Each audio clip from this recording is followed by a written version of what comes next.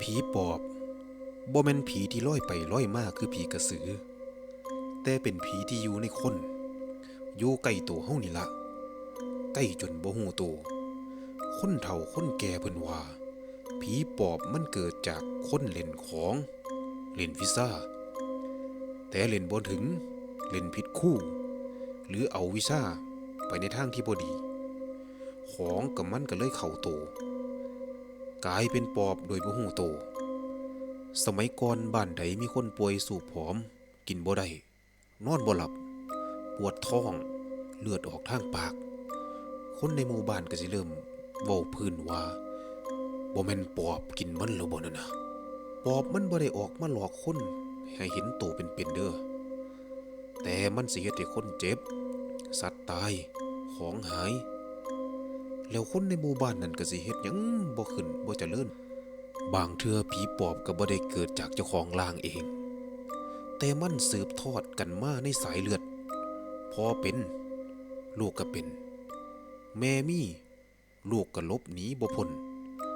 บางคนบ่ฮู้ตัวด้วยซ้ำฮู้ตัวอีกเทื่อก็ตอนป่วยหนักหรือก่อนสิขาดใจเพราะว่าผีปอบนี่มันต้องมีคนรับช่วงถ้าบ่มีมันสิทรมานเจ้าของร่างจนกว่ามันสิได้ไปอยู่กับคนอื่นคนที่ถูกกล่าวหาว่าเป็นปอบส่วนหลายก็เป็นคนจนเป็นคนที่อยู่ผู้เดียวหรือเป็นคนที่บ่คือคนอื่นมีหลายชีวิตที่ถูกไล่ออกจากหมู่บ้านถูกเฮ็ดร้ายทั้งที่บ่มีผู้ใดเห็นปอบกับตาเลยจักเทื่อหมอทำเพิ่นว่าถ้าสิไล่ปอบเนี่ยต้องใส่คาถาใส่พิธีบังคับให้มันออกจากร่างแล้วส่งต่อให้ผู้รับแต่ถ้าบ่มีคนรับปอบมันก็จะเฮ็ดให้เจ้าของร่างต้องเป็นเหยื่อตลอดไปผีปอบมันเป็นผีที่ตาย้านคักบ่แม่นว่าเพราะหน้าตามันแต่เพราะมันอยู่ใกล้คน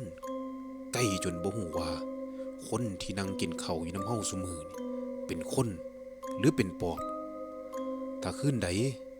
เจ้าฟังข่าวว่ามีคนตายในหมู่บ้านแบบบ่ฮู้สาเหตุแล้วก็ให้คิดไว้ก่อนเลยว่ามันอาจสิเป็นปอบก็ได้